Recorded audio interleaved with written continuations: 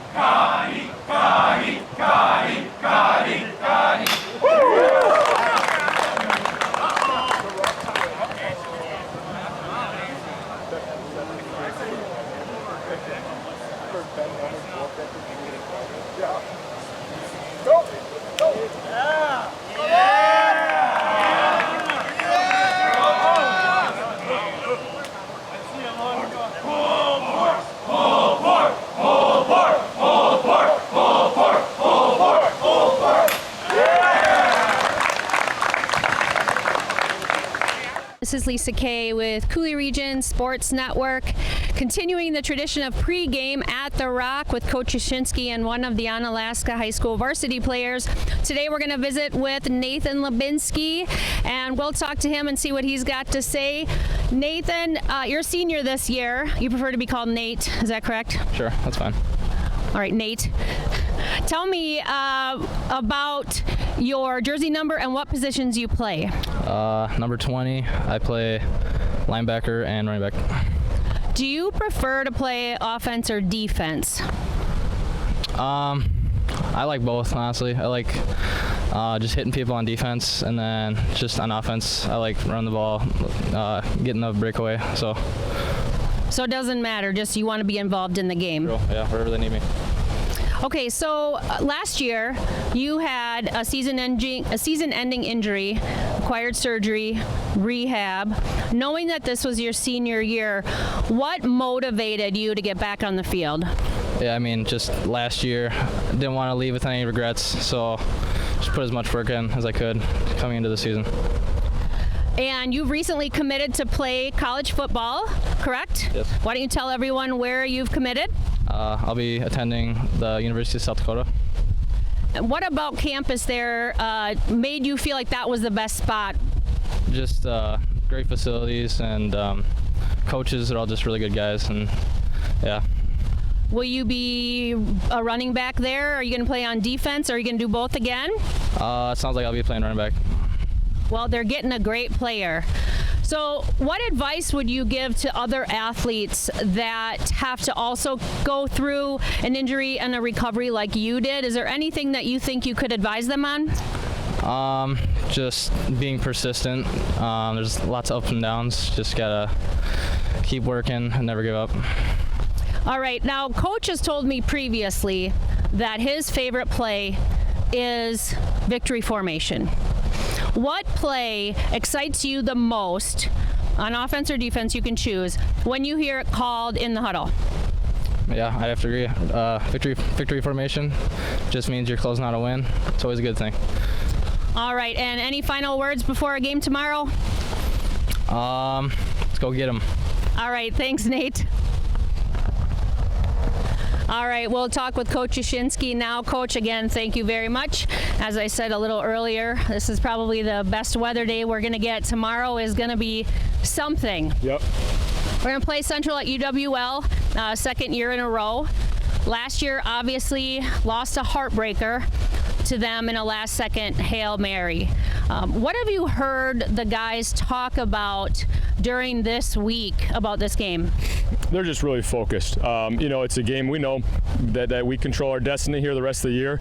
4-0 in conference, and obviously there's another team that's got the same record. That we know a conference championship is within grasp if we take care of our business. So we don't have to hope for anybody else to lose like we have in previous years. It's a thing where we control our own destiny. We don't talk about last year at all or anything like that. We're just focused on what we have to do this year and taking care of business and trying to shut down their offense. Is there anything that you are specifically coaching them toward this week other than what you do every week, concentrating, and playing their roles? We want to be a physical team. I think we've been a pretty physical team this year, and we want to continue that.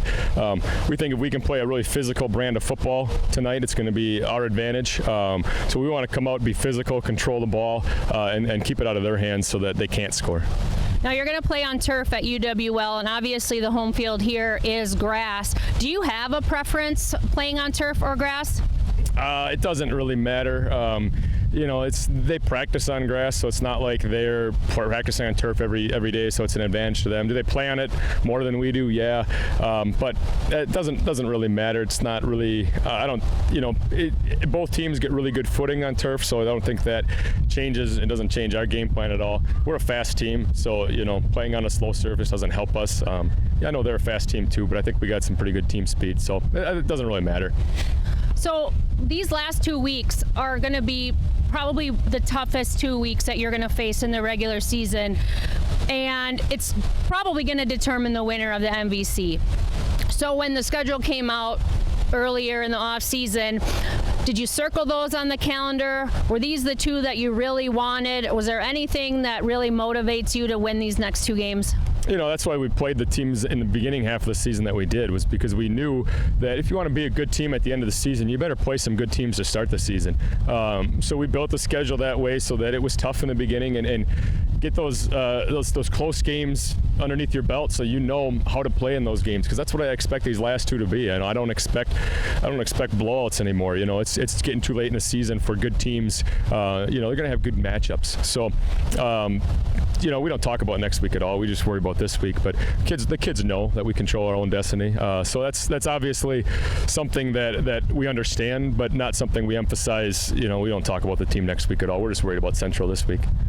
And so last year, when we talk about that heartbreaking play, really, if you're an Onalaska fan, and probably pretty joyous if you're a Central fan, Davis to Davis. Now, Jordan Davis, the receiver, is not playing. He's out due to injury, but we still have Johnny Davis, who is an absolute, incredibly talented athlete, multi-sport athlete.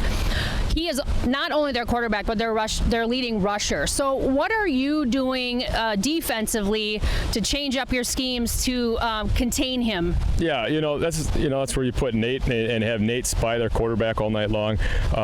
Nate's the best player on our team. He's obviously the best player on their team. So we're going to find out, if that's the answer to dictating where he goes. Really our goal is to not let him run the ball.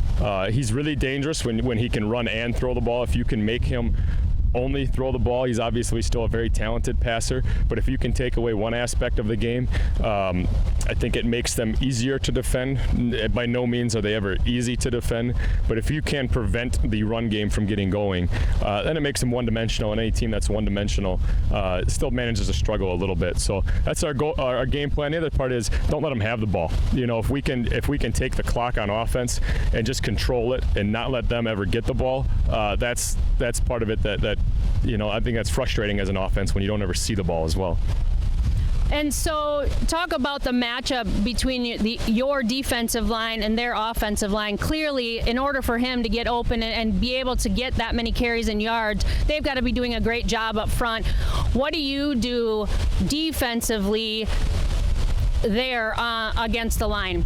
What they do a really good job of is they just kind of take guys where they want to go. You know, you'll see guys getting rushing themselves out of the play, and then he finds a seam up the middle and runs. And obviously he's 2 strides and he's in the secondary. So what we preach with our defensive line is just being disciplined and establishing a wall along the line of scrimmage. We're not looking to put great pressure on him throwing the ball. What we want to do is keep him in the pocket and keep him from getting outside the pocket and running. And that's our emphasis. It's not to blitz him and try to make him throw it really fast or anything like that. We want to make him really second guess his reads and sit in the pocket and not have those open running lanes where he takes off. Because as a 1,100-yard rusher, he's really good at that. But if you can force some overthrows, some drops, some things like that, and then get him off the field, that's what we want to do. And also, tomorrow is going to be a celebration. Coach Degatano, it's 50 years that they're celebrating him at Central. And so there's going to be quite a bit of pomp and circumstance prior to the game and even up into pregame that includes your team. Do you feel like involving the team can kind of hamper that pregame warm-up, that pregame tradition that, really preps and gets your mindset ready? Do you think that being involved in that can kind of hamper the guys, or do you think that seeing Central that closely will maybe encourage them more? I think it's a bigger distraction for them. They got a lot more to do. We're going to line up for 3 minutes and shake hands and whatnot, but other than that, it doesn't take a ton away from us. So I think it's a bigger distraction and a bigger thing that they have to worry about than us.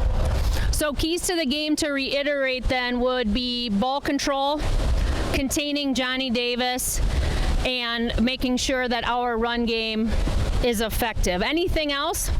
Don't turn the ball over. Don't give them any more possessions than you have to give them.